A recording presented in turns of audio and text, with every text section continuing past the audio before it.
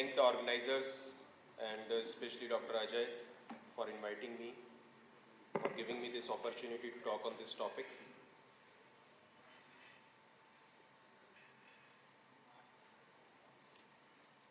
So my today's topic is we have shifted from open to tubular to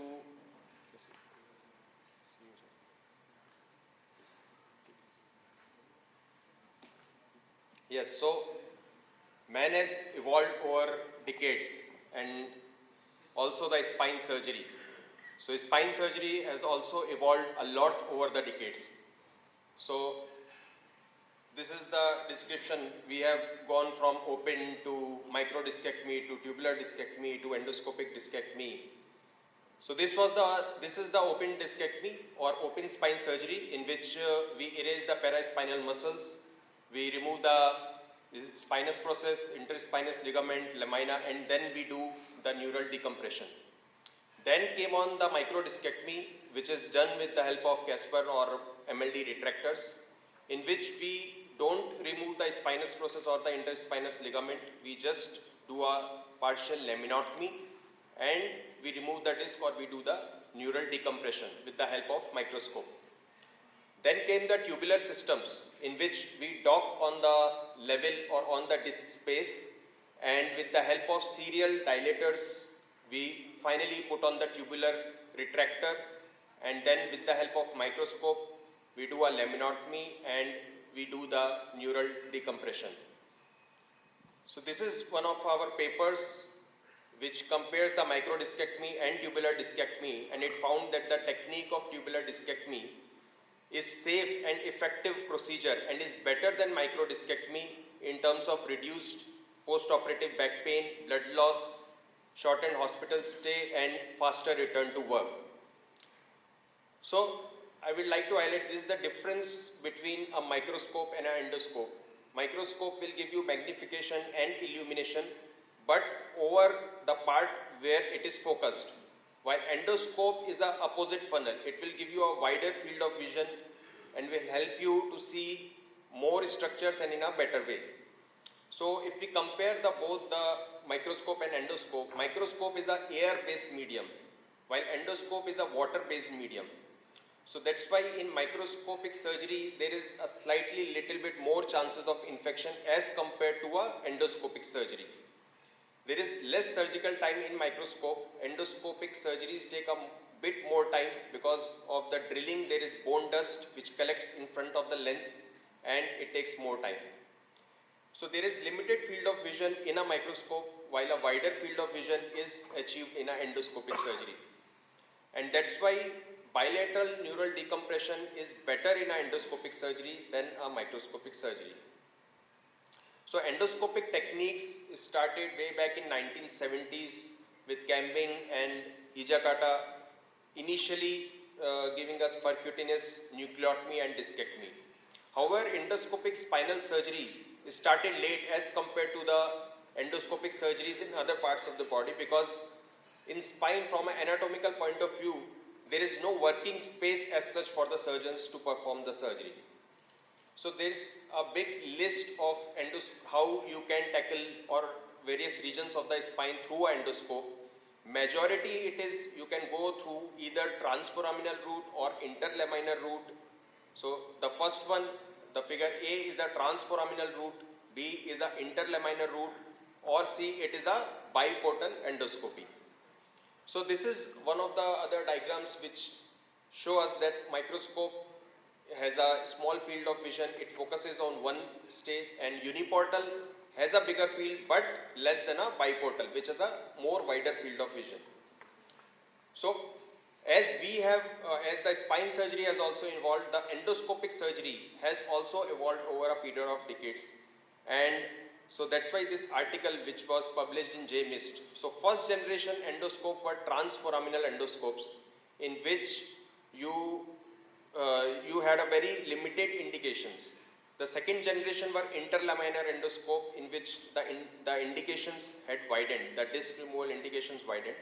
Third generation endoscope, you could address stenosis as well. And the fourth generation, that is mainly unilateral, uniportal or mainly biportal endoscopes, in which you can also do fusions.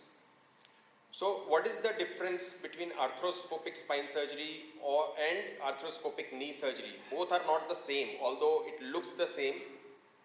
But in spinal canal is connected to the cranium, which encases the brain, and thus you have to restrict fluid management, unlike the knee surgery.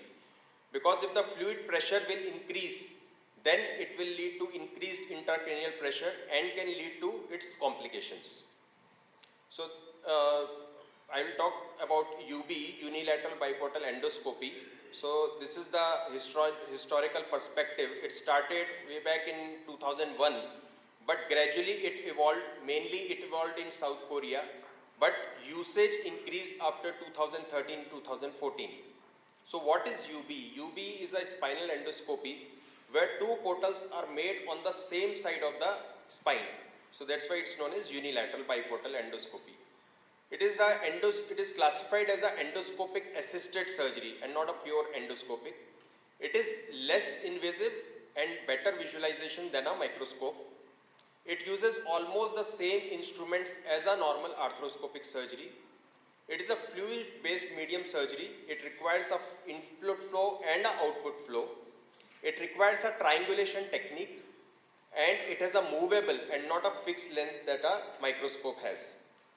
So it is like this. You can see you have to make two portals, and so two portals are made. One is a scope portal and another is a working portal on one side of the spine. So these are the instruments, the serial dilators, the endoscope, the drill, the RF probe. These are mainly used. So there are two potential spaces in the posterior part.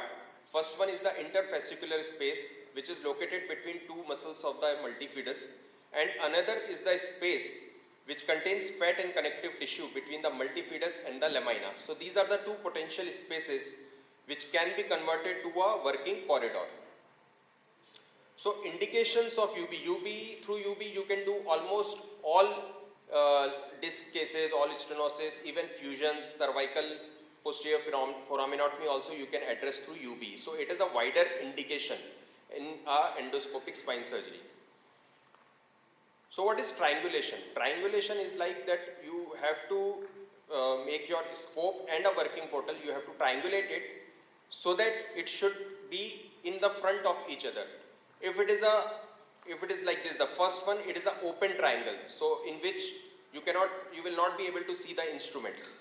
And if both are crossing, then it is known as early triangle, in which again you will have mismatch of the instruments, you will not be able to do your job. So portal locations vary as according to the disc pathology. So this is one of the case, we will discuss about it, L4, L5 stenosis with PIVD. So if we want to do biportal endoscopy in this, we will make two, first of all we will put two needles. The first needle, which will be the working portal, which is the inferior needle, it is at the lower lamina. 2 minutes left. So it is at the lower inferior pedicle, and the upper needle is around 2 to 3 breadths above the lower needle. So then we have to triangulate it, and our triangulation will be at the junction of spinous process and the lamina, and then we will put the working sleeve and the scope portal. So 2 minutes left, huh, Dr. Okay. So this is the way that we erase the muscles, we triangulate, and this is very important to maintain a good outflow tract. And then so after drilling the bone, so this is the B point. So this is the upper attachment of the ligamentum flavum that we have to identify. So this is where that your bony work will stop and your neural decompression or removal of the flavum will start. And so this is the ipsilateral or the left-sided L5 root decompression. And this is the contralateral or the opposite side L5 root decompression. This is the RF probe. And this, by this way you can like curate it and you can remove the phlegm which is attached to the underlying facet. And this is the final decompression where you have do it in a bilateral decompression, left as well as the right side. Even you can so you can see that you can see it very clearly. And so what is the difference between a uniportal as well and the biportal technique? So uniportal uses a long and the instruments are very inconvenient. Biportal, it is short, easy to handle. You can use the same instruments what you are using in a open spine surgery. Uniportal has a fixed lens, and here your two portals you can move independently, you can cover a wider area. So that's why uniportal has a limited visualization, biportal has a better visualization. There is less bone drilling in uniportal technique, but slightly more drilling in a biportal technique. Complications are there as there in any procedure.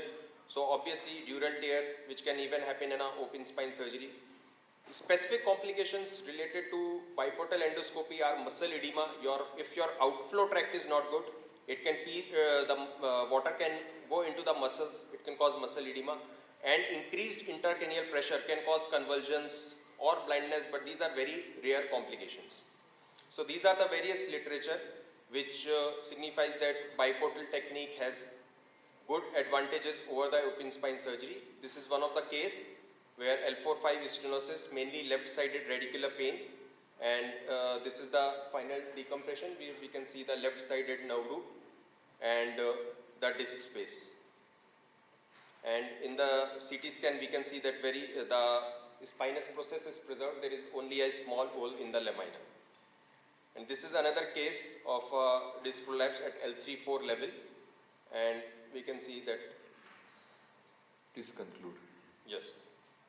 So, in conclusion, the spine surgery has evolved, as I told you, over a period of decades. Mainly endoscopic techniques have also evolved from transforaminal to interlaminar to biportal and endoscopic techniques. Biportal endoscopy offers a good surgical option to decompress the spinal canal with excellent visualization and instrument handling. And we can use every open surgical instruments and with a better view. Thank you so much.